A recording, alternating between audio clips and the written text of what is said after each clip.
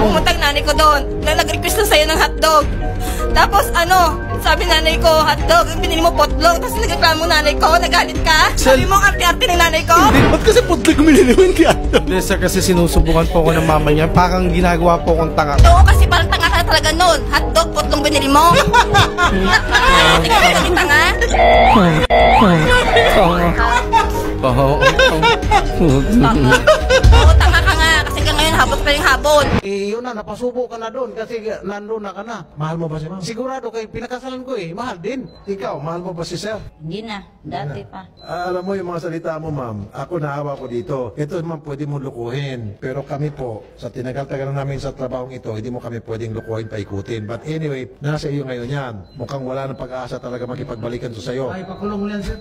Kulong na? Kulong mo na. Okay, aking yung asawa ko. Aking yung anak ko. Kulong mo na. Kulong mo, tapos na, sir. Tapos na. Kulong tapos na? Oo, tapos. Okay. Kaya po, dinala ko po. Huwag ka na magpaliwanag! Ikaw ang mabuti! Ako ang masama! Oh, yung panty pala, ibalik mo. Paano ka magpapanty? Akala ko ba lalaki ka? Dapat brief. Babae pa rin ako kahit ganito ako, nagpapanty ako. Dala ko po yung sinabi niya na bagong panty. Oh, dala mo niya ngayon. Isusoli mo ngayon. Okay. Isasauli ko po sa kanya. Yun lang po ang ano niya. Yung cellphone. Ano yung mga alahas ko? Jewelry. Tapos na po ang usapan. Papayag po ako na kunin niya lahat to. Ibalik mo yung tamod ko. Okay, sige. Kaya mo? Bibigay ko lahat. Sige, ibigay ko mo sa'yo sa akin. yung tamod na hinahanap mo. Basta ko computing ko lahat. Siguraduhin mo sa akin yun.